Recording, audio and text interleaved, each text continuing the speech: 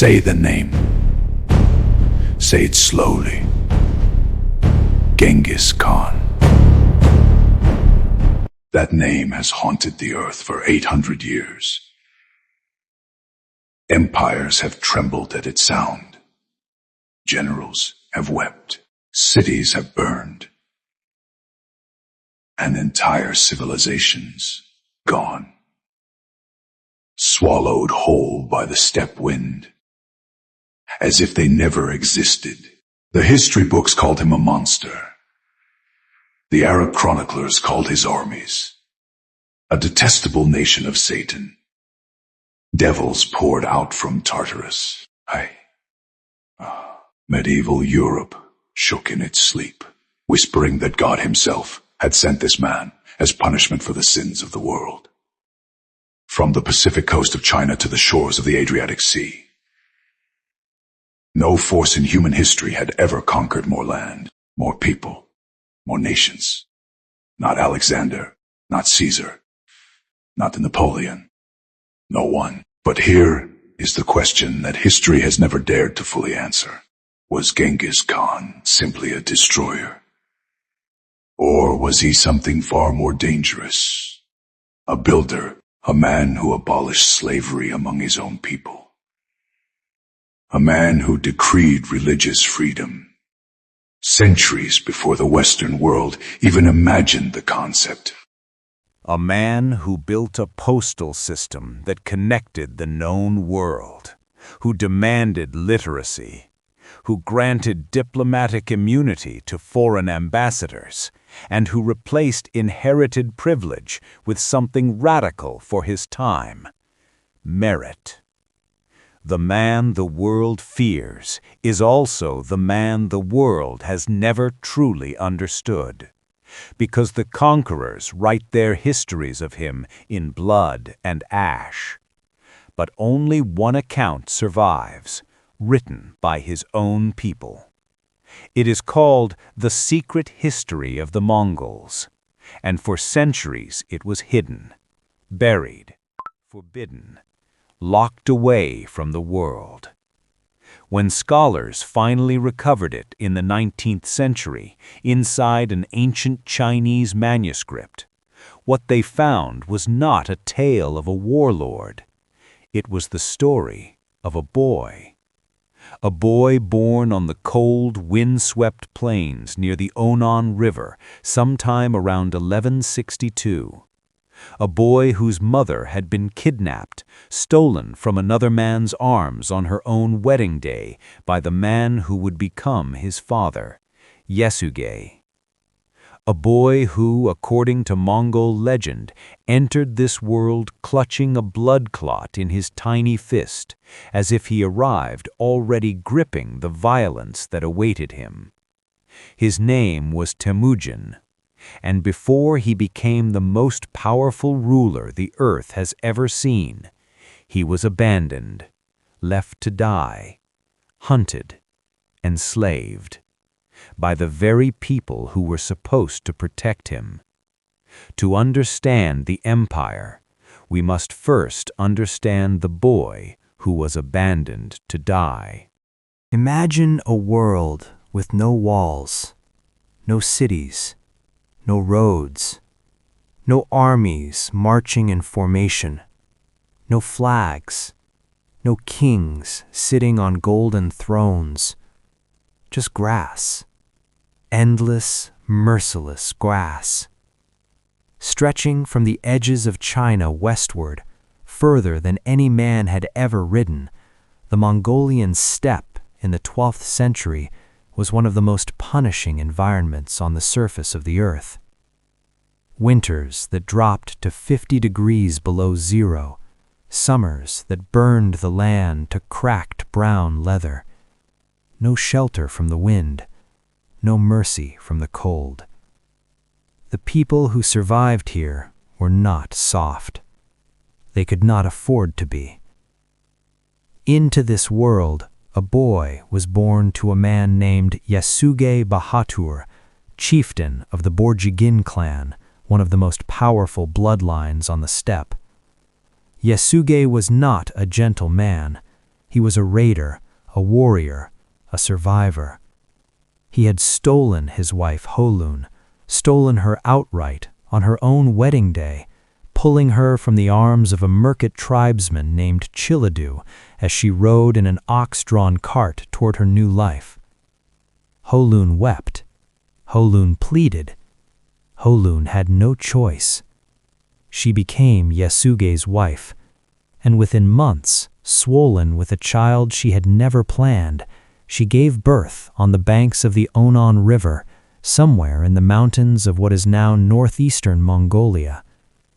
The child arrived clutching something in his tiny fist, a blood clot, dark and thick. The old women said it was an omen. No one, not even they, could agree on what it meant.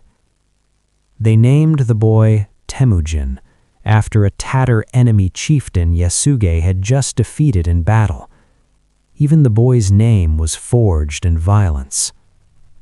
Temujin was 9 years old when his world ended for the first time.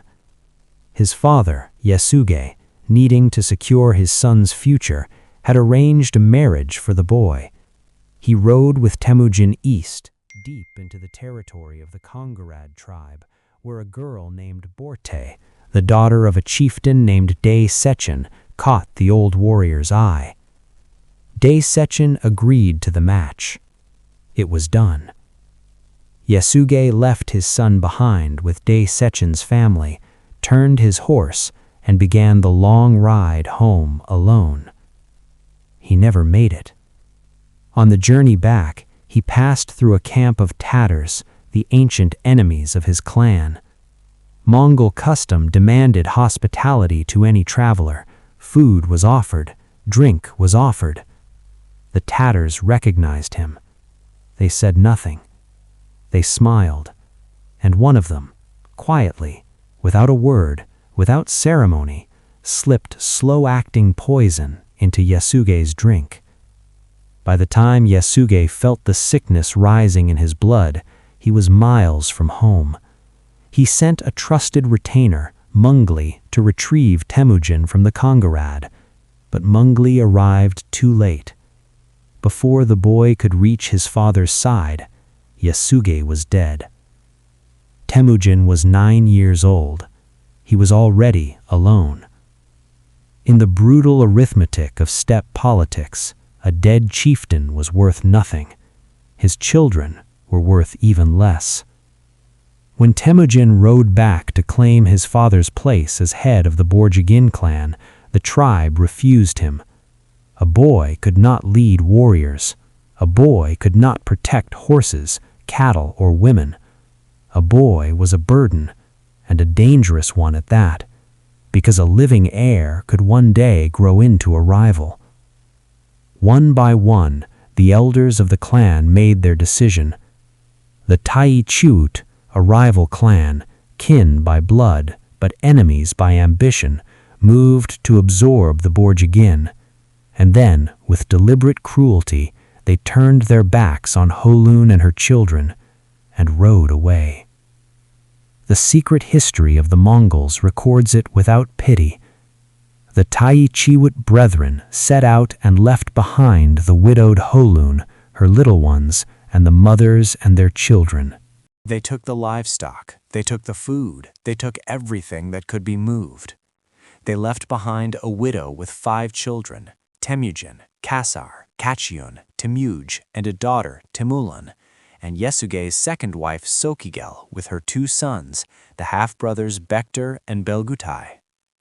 7 children, 1 woman, no food, no shelter beyond the felt walls of their ger.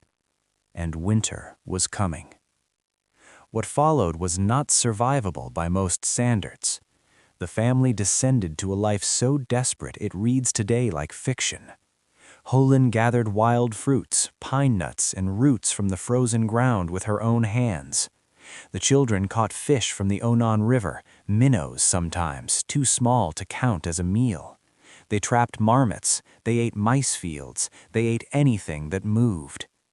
In the secret history, the agony is recorded almost matter-of-factly, the way people speak of pain so familiar it no longer shocks them.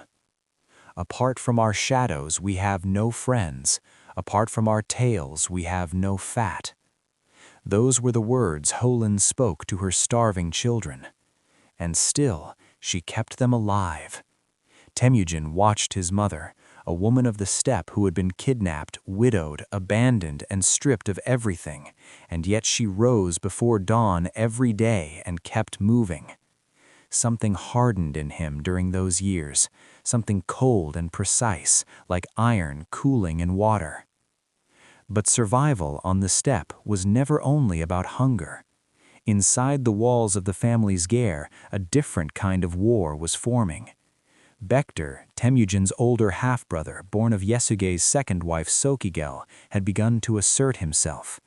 With Yesuge dead, Bektar understood something that Temujin also understood. There was only room for one leader in this family, one man who would one day claim Yesuge's legacy. The conflict began small. One afternoon, the four brothers, Temujin, Kasar, Bektar, and Belgutai, were fishing side by side on the banks of the Onan River. They caught a small, bright fish. Bektar took it. He said nothing, he simply reached over and took it. Temujin and Kasar went to their mother and told her what had happened. Holin, exhausted and desperate, pleaded with her sons to stop fighting, to stand together. Apart from our shadows, we have no friends, she told them. Temujin was not satisfied. He and Kasar left the yurt in silence. They circled through the grass like wolves, one coming from behind, one from the front, and found Bektar sitting alone on a hillside watching over the family horses. Bektar saw them coming. He saw the arrows already knocked. He did not run. According to the secret history, he simply looked at his two brothers and spoke his final words, words that ring across 8 centuries with an almost unbearable dignity. Do not extinguish my hearth fire. Do not forsake Belgutai. Then he sat cross-legged in the grass, folded his hands, and waited. Temujin and Kasar loosed their arrows. Bektar died where he sat, bleeding into the Mongolian soil under an open sky, the horses watching from a distance. When the two brothers returned to the yurt, Holin looked at their faces. She already knew. She had not needed to be told. She wept, and then she called her son the most damning word a Mongol mother could speak. Destroyer. Temujin was 14 years old. He had just committed his first murder. He had just made his first political decision. He had just become, for the first time, the most dangerous person in his family. But the Taichud clan was already watching. The steppe was already moving against him. And if what came next did not kill him, it would build him into something the world had never seen and has never seen since. Abandoned and hunted, how did this outcast rise to command the greatest army the world had ever seen? Before we go any further, understand something about the world Temujin was trying to survive in. The Mongolian steppe in the 12th century was not simply a place, it was a machine built to crush the weak and reward the ruthless. There were no permanent alliances, no treaties that lasted longer than the season. On the steppe, your enemy today was your ally tomorrow, and your brother might be your killer by nightfall. Temujin had already learned that lesson. He had watched his father poisoned at a stranger's fire. He had watched his own tribe walk away without looking back, and he had knelt in the grass beside the body of the half-brother he himself had killed. He was 14 years old, living as an outcast, surviving on field mice and cold river water. And yet, something in him would not break. Long before the betrayals, long before the armies, long before any of it, there was a boy named Jamuka. He was born into the Jadaran subtribe of the Kamag Mongol Confederation, A boy of noble blood, sharp intelligence, and the kind of natural charisma that made men want to follow him. He and Temujin had first found each other as young children, running along the frozen banks of the Onan River. The secret history of the Mongols records that they were 11 years old the first time they swore the sacred Onda Pact, the bond of sworn brotherhood. The ceremony was small but absolute. Jamuka placed a knucklebone from a roebuck into Temujin's hands. Temujin pressed a knucklebone of hammered brass into Jamuka's. On the surface, just two boys trading trinkets by a frozen river. But on the Mongolian steppe, the Onda oath was not a childhood gesture.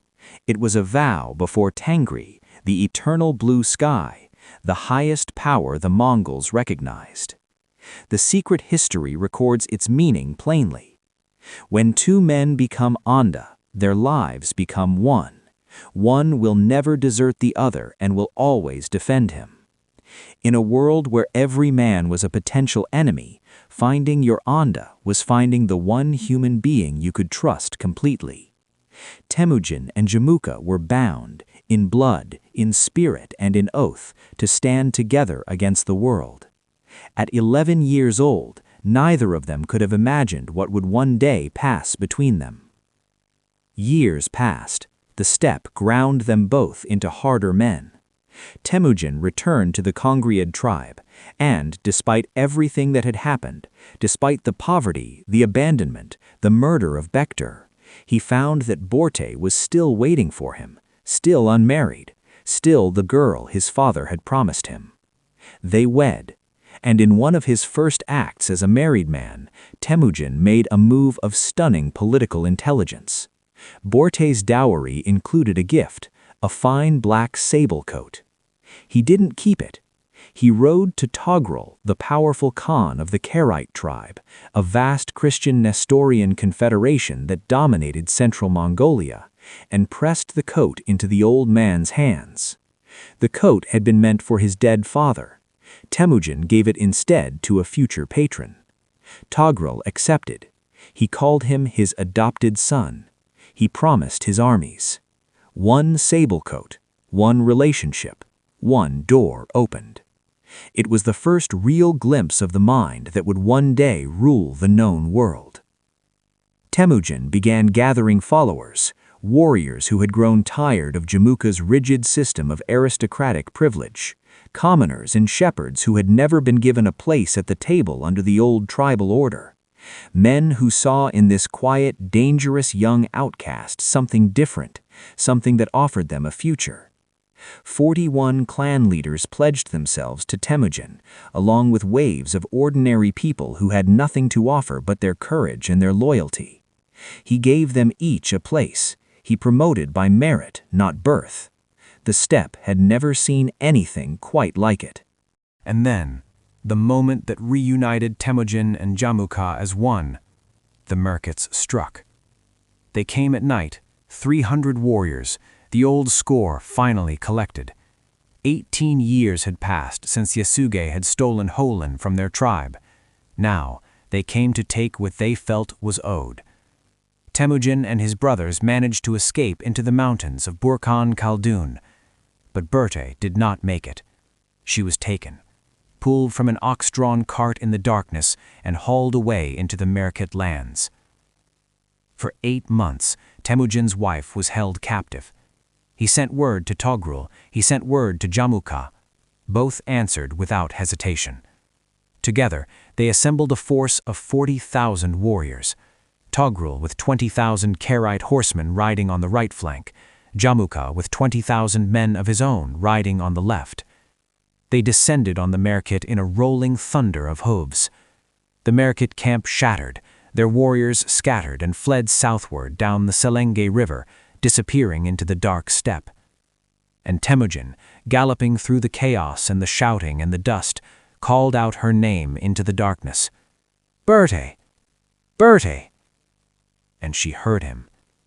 The secret history records the reunion with a simplicity that somehow makes it more devastating.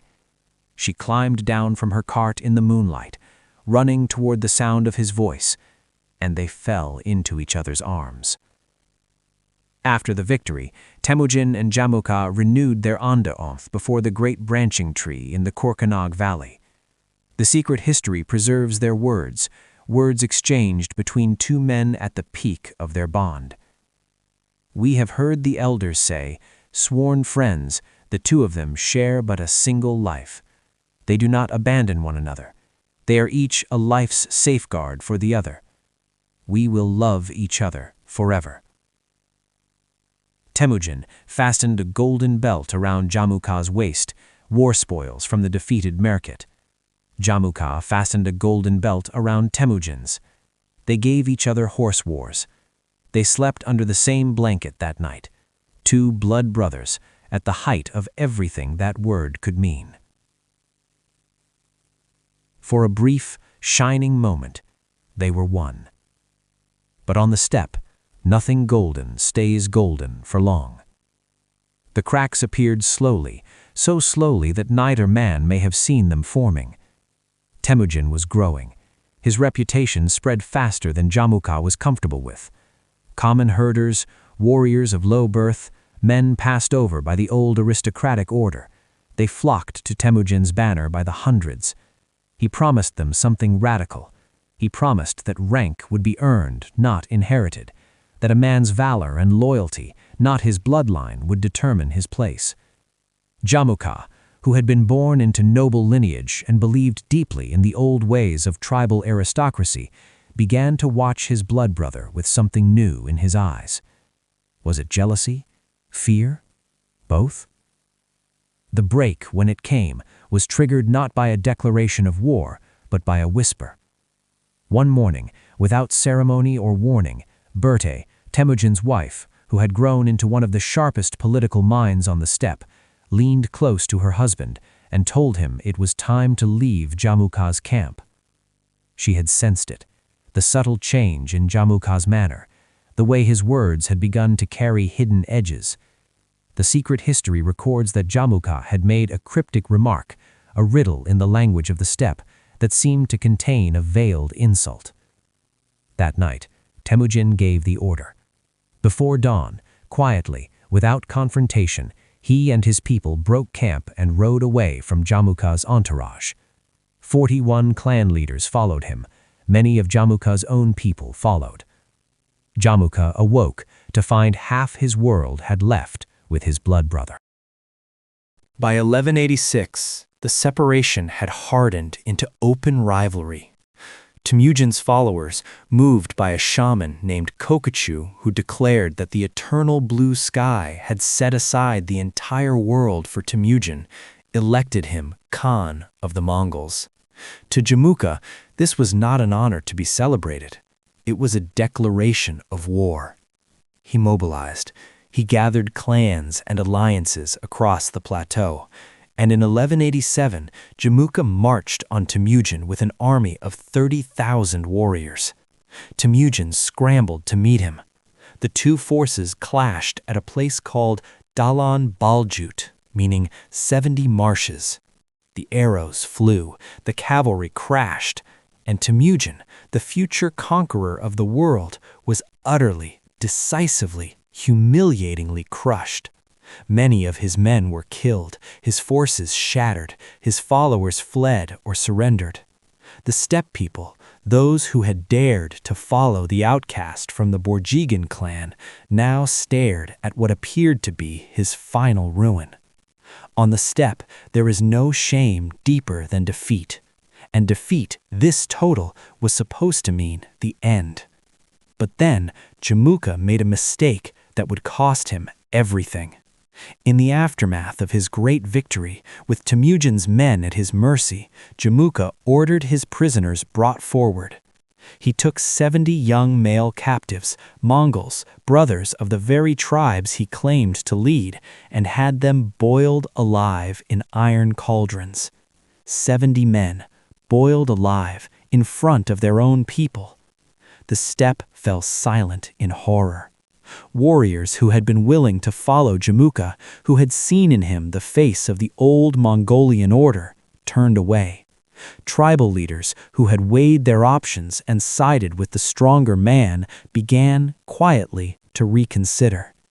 The cruelty had backfired, catastrophically.